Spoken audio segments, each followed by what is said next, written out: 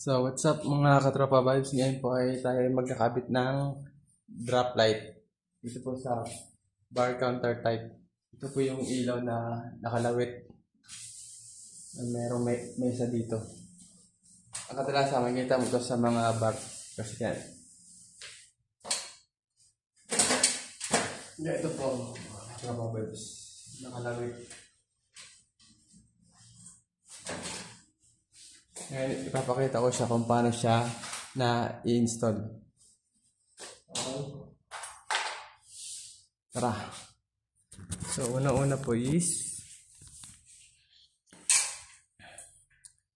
yan po kasi ay ano na siya. Sinukat ko na siya. Ngayon po, ang gagawin nyo ay una nyo itong ikakabit yung kanyang brace ng drop light. Kasi dito kakapit po yung ilaw. Yan po. Ngayon, paglagay nyo po dito, may butas na po yan kasi sinukat ko na po yan eh. Ngayon, kailangan nyo siya lagay sa yung gitna para maayos siya. Kita si Mong siya. Para maayos siya, naka-ano po siya, naka-center. Ngayon, pag na-center nyo na, saka nyo siya naukitan ng lapis. Pag naukitan nyo na siya ng lapis, babarinahan nyo na po siya. Yung lapis na nakita nyo. Tapos kapag nabarinahan na po, saka nyo siya lalagyan ng tox. Para paglagay ng tornilyo, mas makapit siya, mas maigpit. Kasi ito, meron na po siyang tox eh. Tapos ko na po siya inlagyan.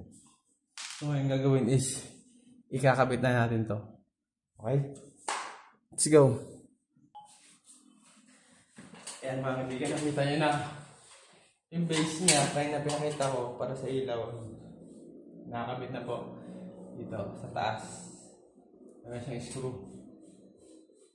Pero siya na malapitan na.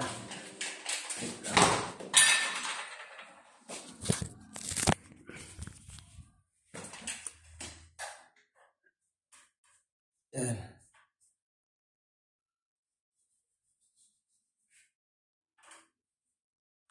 Nakakabit na po. Nakakabit na yung base niya. Ito na yung screw, okay?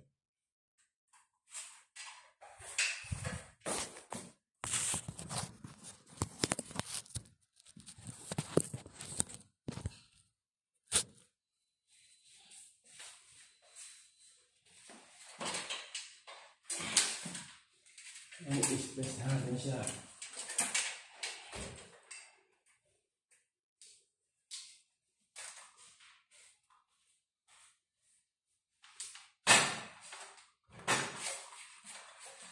Ito po yung ilaw. Yung wire, ito yung wire na maging connection nyo doon sa supply para magkaroon ng ilaw itong baba. Line 1, line 2, line 1, line 2.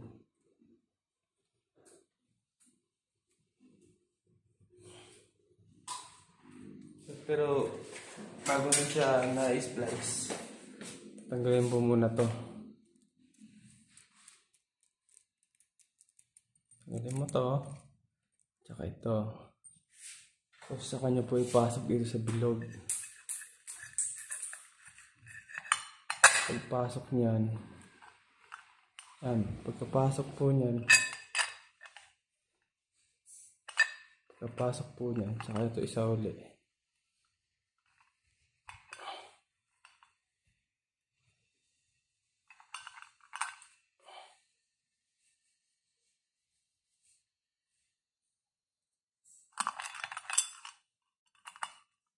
Yan, tapos pinipit lang po yan kasi meron po yung yung thread.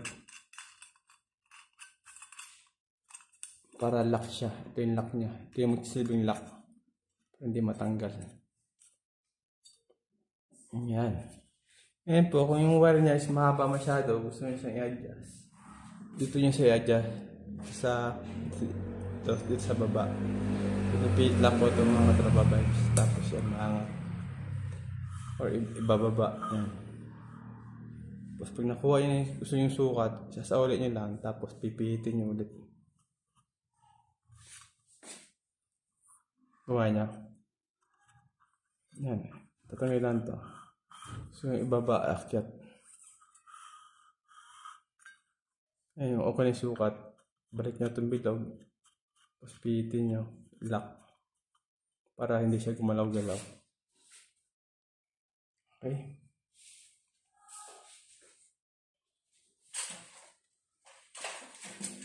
Ngayon po, meron siyang sukat. Sinukat ko po siya eh. Para pantay-pantay.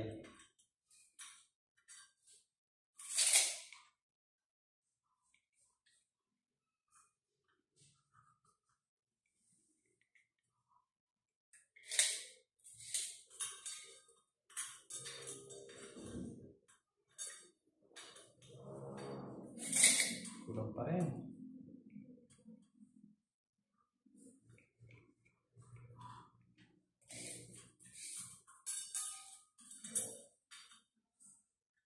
Okay. Yan, bawa ko na. Simpitan niyo siya ngayon.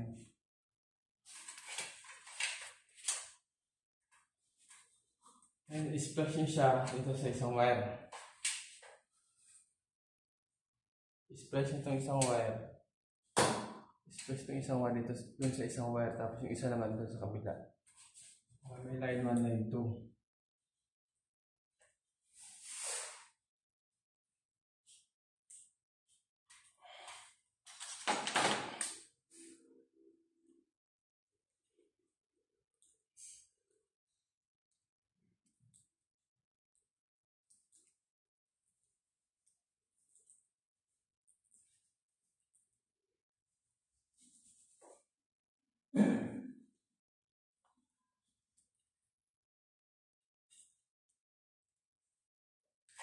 I-splash niyo siya. Electrical tape niya po. Natapang ko siya ng electrical tape kasi para hindi makurente, hindi siya magandang ground.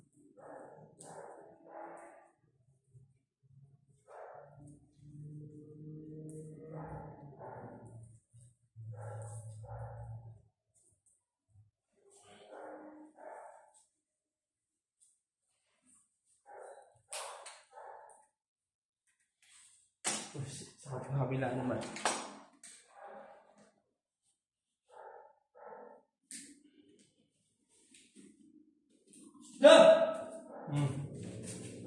Sumisigaw ka, Mose. Ano problema mo, Mose? Diyan na labas? Sabay! Hindi ako lumalabas pag alas 3.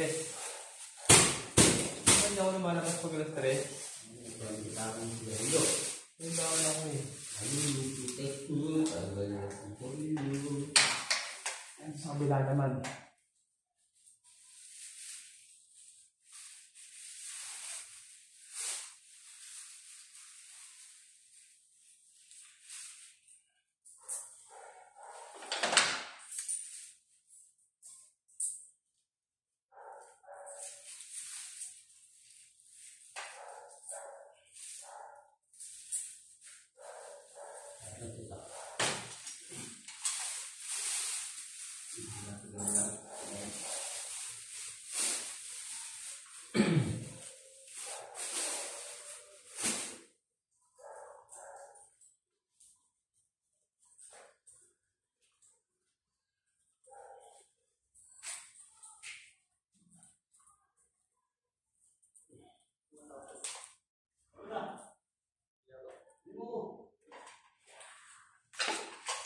Yan.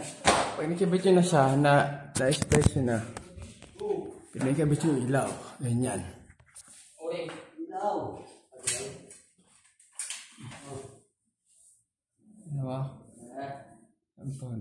Tapos na siya i-splice. Okay. I-splice ko na siya. Mag-iwalin pa na. May siyang base. So, pwede natin na ilagay ito.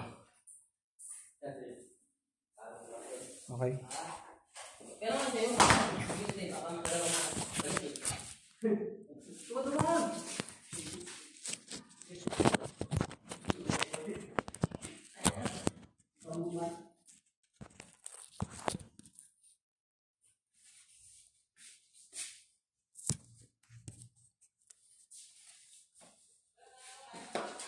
Ngayon, yung paglagay niya is, kung halimbawa yung in-drop light niyo nakalagay sa kanto, sa kisame, pwede niyong doon nyo ihulog to, umabang wire. Para hindi siya putulin, para pwede siyang adjust. Ngayon kasi, dito kasi, wala siya sa kisame, dito siya sa semento, sa slab. Kaya hindi nyo siya may susuko yung wire din sobra sa taas. Yan gagawin, ipulupot nyo siya dito sa loob. Kasi may space pa naman eh. Bilog na to eh. Ipulupot nyo siya dito sa loob.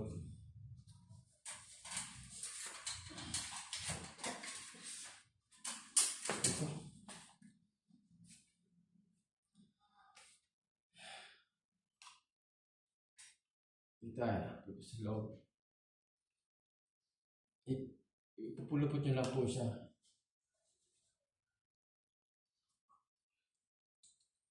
Kasi doon nyo po na yung pagpulupot nyo, hindi maipit yung wire. Hindi siya magkabol-bahol.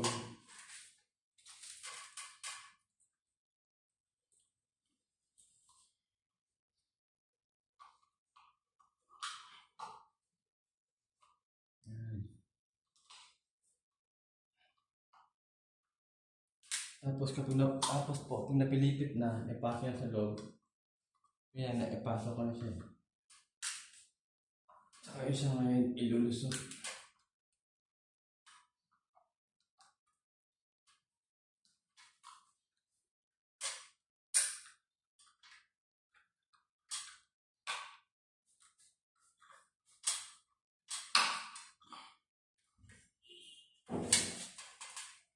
Ipunin nyo ito, yung bilog kayo na yung lock niya.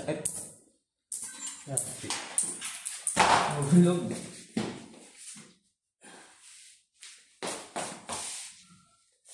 Ito yung bilog niya.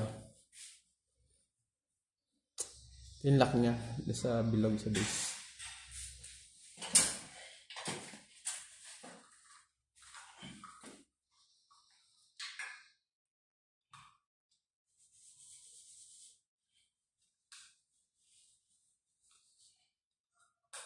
Pinipit lang po ito kasi meron siyang thread, yung tornilyo. Pinipit lang po ito.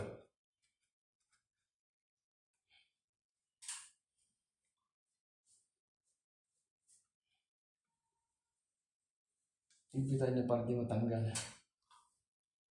Pagpihit, okay na. Yan. Nakita niyo? Yan na, nakakapit na po siya. Nakakapit na yung niya. Yung wire. Meron ba siyang yung kuryente?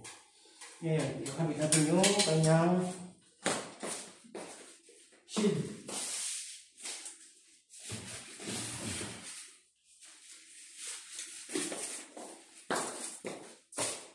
Ikakabit natin ba?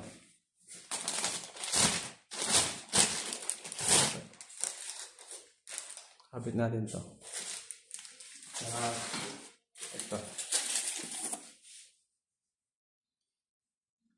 Parang baso.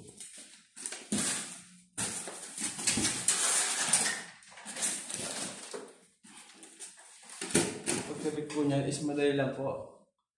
Dahil yung ito po, meron po siyang meron siyang thread na may lock to siya ito na pinipihit.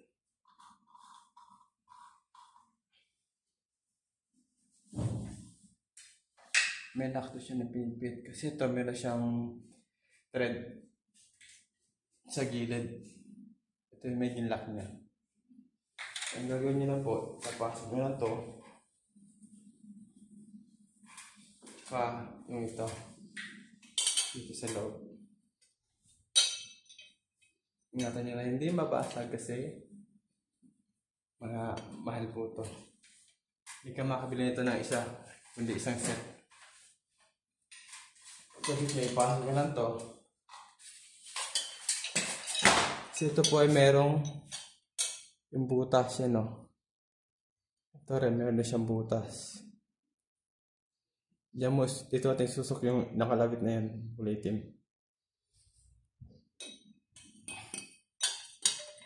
Diyan siya susok-sok sa pasok.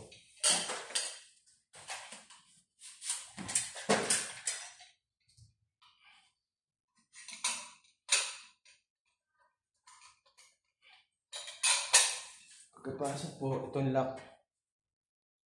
Pinipilit lang po itong mga katropa webs.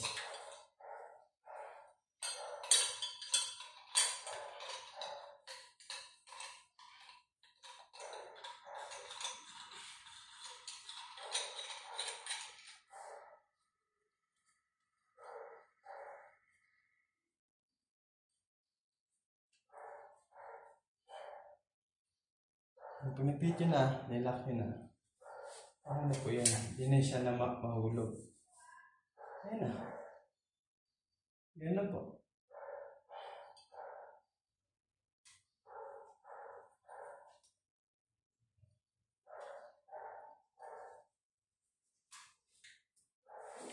Okay?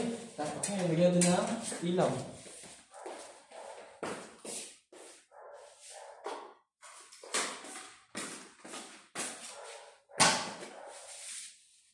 May ilaw. Bad. Pagsan po din po niyan, pinapasok lang po ito, pinipit lang kasi meron din siyang sa loob yung internet.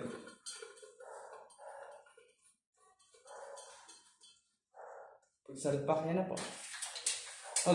Pag switch siya po, mag-on yan, ilaw na siya. Pero nga, hindi pa siya ilaw dahil hindi pa tapos yung wiring niya. Kapag na okay na yun siya, mag-ilaw na yun. Papakita ko. Okay?